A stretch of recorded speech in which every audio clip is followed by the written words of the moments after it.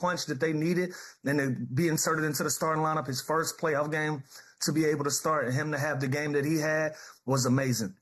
Alex Caruso, what his impact has been on both ends of the floor has been consistent throughout the playoffs, and especially in this series. This team can go to guy after guy after guy and get something out of them and to be able to right the ship even when you feel like it's not going to be right with guys in and out of the lineup. And that's been one of their best strengths this year. No team has been able to use that against them. 2 games ago, I've said it, they played 11 guys in the first quarter.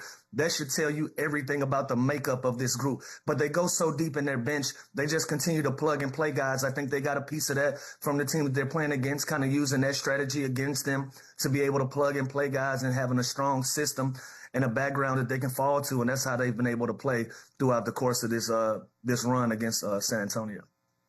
Yeah, when talking about Jared McCain, do you know how comfortable and confident you have to be to get traded mid-season to any team and go and play with the kind of confidence and rhythm that he's playing with, let alone the Oklahoma City Thunder, who are the best team in the NBA, and he just gets traded in and just fits in right away and becomes an immediate huge part of their offense. And there's such a great system to where it doesn't matter if he's starting, if he got a DMP the night before, if he played 15 minutes or 30 minutes, the guy is the same consistent player.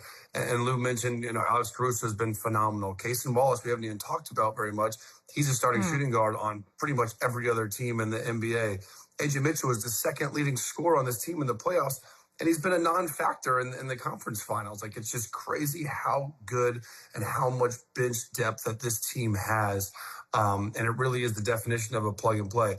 Now, how much separation is it? They're only up 1 game going back to San Antonio, where it looks and we hope that it's going to be, a game 7. So it's not like the discrepancy is crazy far off, but it's just, it doesn't matter who plays. I don't care who's out unless it's SGA in game 6, because somebody on that bench will step it up, whether it's the other Jalen Williams, if a big goes down, whether it's Isaiah Joe, who's one of the best shooters in the NBA, who just doesn't get the opportunity that a lot of these guys get. There's always someone there to plug in and play and produce and help this team win games. So I think their bench is the best. San Antonio is right on it, but there's the discrepancy in this team. It's really close, man. Think about it.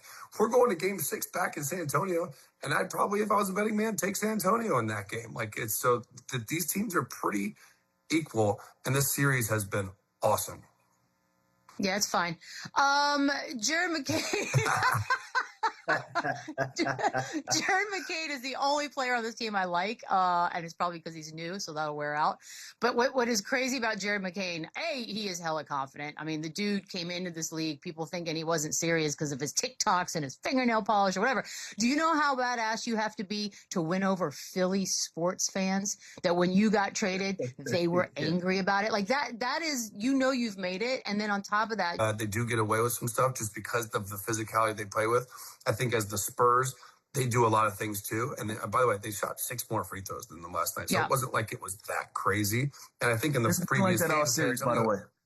Yeah, I think San Antonio got more free throws than a couple of the previous games. So it's not like it's the Thunder getting the whistle or they're getting a more favorable whistle. I don't see that. I just think the inconsistency is frustrating as a player. Some of the tic-tac calls were pretty bad, and it's just a tough watch, honestly, as an NBA fan. You don't want to see 70 free throws taken, the whistle just constantly blowing, and you always hear the term playoff basketball, how it's more physical, and then the refs sometimes call a tic-tac foul, and then sometimes they don't. So I see both sides. I see the frustration, but OKC does do a great job being so physical early that they can get away, and they have a little bit more of that luxury to not get the whistle every single time down, rather than a team that's not as physical defensively. But San Antonio is also very physical, so I see the frustration.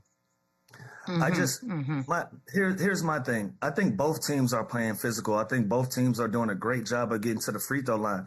And I've always said it, that's the art form. Only a certain type of player can be afforded the fact to be able to get to the free throw line at the clip that an SGA does. Wemby is another one of those guys that can get to the free throw line and understands we're playing a game inside of the game. OKC last night did a great job of getting San Antonio in the bonus early and using it to their advantage. They even got into the bonus when SGA was on the bench. He had nothing to do with this team fouling. they were just hacking, right? And so when he comes back into the game, naturally, what is he going to do? He's going to put himself in a position to get to the free throw line because he understands the nuances of defenses. He understands now you can't hand check me. You can't do some of the things that you would naturally be able to do or afforded to do when you're not in the bonus. But because you're in the bonus, I'm going to be ultra aggressive and I'm going to use that against you. That's playing a game inside of a game. Fans don't love it. They don't love to see it. But that's what comes with this game when you're trying to win, when you're trying to get easy points. And my other problem with San Antonio is this. They fouled 90 feet from the basket. Like, I love pressure up the floor. I love the aggression. But you guys are fouling 90 feet from the rim. And once they cross half court, you're still reaching and hand checking, knowing you're in the bonus.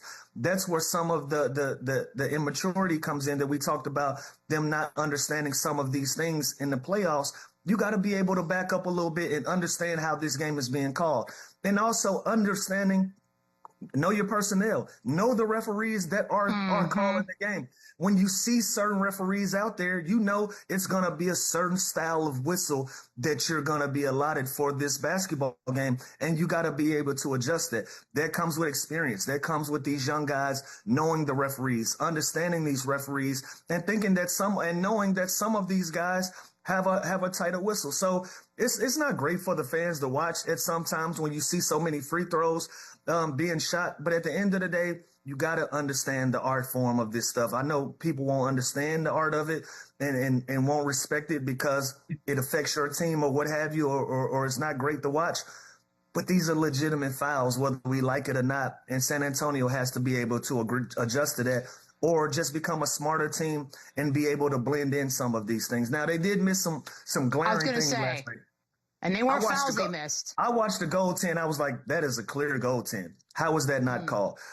Mitch Johnson asking for a challenge in front of the referee's face. That was clear. Some of these things were clear, but at the end of the day, the free throw discrepancy to me from both teams, I don't think had as big of an impact on this game as OKC just going out and putting belt down. That's it. That's a goal. Yeah, like listen, that's crazy. Doing? And I always say it's easy to watch it again in slow mo. That's a crazy missed call. Like that's nuts. Like this in a stage of this and the magnitude of this game, it's tough to think you can miss a call like that. But again, that's just a blown call. That happens both ways. It happens all the time. This has been going on for a while. I think guarding Lou Will, you know how impossible it was to guard Lou Will without fouling him? And that was an art. That was a gift he had. You had to have a certain level of discipline to guard Lou because you knew he was going to get the whistle. He's going to go left. He's going to stop. He's going to get the foul. Like, defenders have to now be more disciplined, knowing how these offensive guys are so talented at getting the whistle. So, you have to have that understanding, like guarding James Harden, you can't reach. He's going to swing through. He's going to do that. Like, there's certain players that on the scouting report, the first thing you see is how to defend them without fouling. And I think a lot of these times, these young guys, they don't do that. And even last night, for example, watching that first half was dreadful. Like, when I saw that the Thunder, they had 20 first half free throws. You know how many the Spurs had?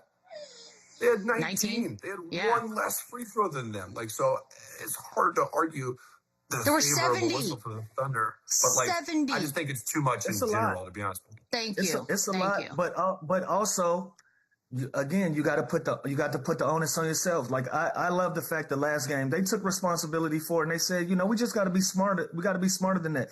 And then you come into another game where you're in the bonus. Why are y'all one-on-one pressuring SGA of the court 90 feet from the rim and pushing them down at half court? Instead of pushing them over or hand checking, go back into your bag that you used, that you had some success with. Just go double him, take the ball out of his hands, but don't take it upon yourself to take on this matchup and it don't go your way, knowing that he's going to rig it up to a way where he's going to swipe through or he's going to bring it to the referee's attention to get to the free throw line because he knows I'm in a bonus with 7 minutes to go. He understands that. And so San Antonio has to understand that as well. But I'm in agreement with you, Beetle. I don't want to see a game with 70 free throws, but I also want to see some of these young guys be smarter than that and keep themselves in the game. Keldon Johnson, he was having a good game. Limited by foul trouble. Steph Castle, limited by foul trouble. These are big, impactful players that you need on the floor. They also have to be smarter than that and knowing the referees that you are dealing with and understanding the moment as well. This is crazy. Look, I'm just going to say this now in case OKC does advance to the finals. Do you know how unlikable you have to be to the rest of the country when they're going to root for the Knicks because they cannot root for the Thunder in good conscience? Like, that is a crazy I got news for you. twist of If fate. they worried about flopping, this is going to be a flopathon with the Knicks if this goes through. So, but Man, I don't qualify it as flopping. I think it's foul drawing. You're drawing fouls. Foul now, flopping drawing. is one. Yeah, what Chandler just said about me. I don't have a reputation as a flopper. I have a reputation as somebody that draws fouls. Well, now I'm understand? blaming you for SGA. How about that? Big difference. part of the game. I showed him a couple of little things. I'm sure that he visually he picked up on some things and he flipped it to his liking. But again, if I know I'm in the bonus at 7.5 minutes in a game, the defender should know that as well. Back up a little bit. You should know that as well. Fair. All right. Well, let's get to the Wemby of it all. Not his best night. It was pretty early on, too. I think Jamal Crawford was the one that was pointing it out the most, that he was not being his aggressive, assertive self, which we've seen in the wins and has been very striking. He finishes with 24, 15, 6 rebounds. I don't know why he sort of has these off and on games as far as assertiveness, Lou, but correct me if I'm wrong here. We need the monster Wemby, right? Like, he's got to come out from the jump. I would agree, and that was more impactful to me than the referees. You just saw it in Game 4 when he's ultra aggressive. Everybody has to conform to that. OKC has to conform to that. His teammates have to conform to that. He's such a dominant presence. When he decides that he wants to be aggressive, everybody has to deal with him. Now, when he's in a position where somebody has to facilitate like this and he has to get his buckets off of somebody else making a play for him, they're just not as strong as a team. I didn't like the fact that he didn't have as many attempts in this game. I didn't feel like he was aggressive. A lot of his scoring and a lot of his impact came from the free throw line. I didn't love that. It just seemed like this was one of those kind of games where he just floated through and he didn't find his aggression. He was looking for his aggression. He was looking for that power punch in the 3-point line. And I didn't love that. He went 0 for 5 from the 3-point line. You got to put more pressure on these guys. At your size, how you've been able to dominate, you just got to be more assertive. You got to be more part of the offense, if not the offense, for this team to be successful and win games. And so I expect him to adjust again in a pivotal Game 6. But last night, I just didn't see that fire in that fight, like you just mentioned, Beats, that we've seen up until this point for them to be the team that we've grown accustomed to them being. Yeah, I just don't.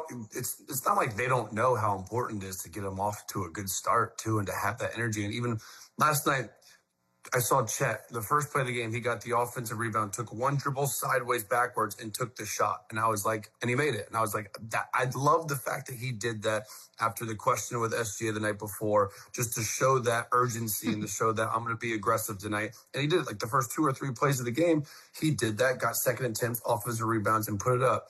That's what we need to see Wemby to do in San Antonio, because it just sets the tone for the entire offense.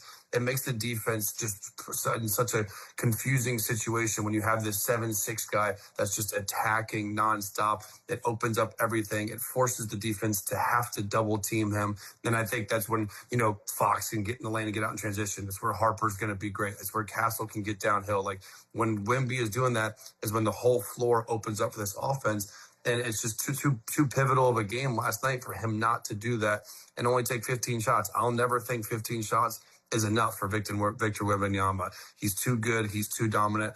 I'm totally okay with him taking 25 to 30 shots a game and willing his team to a win, because he's going to give the effort and the impact on the defensive end. That just comes with his size and his God-given talent on that side of the floor.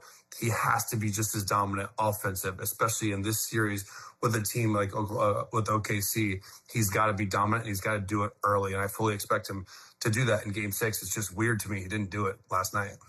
It was weird because it's desperation mode. By the way, I am the bigger woman. I will admit Chet did reach the line on our little same game parlay we put together. So you're welcome for the motivation, Chet.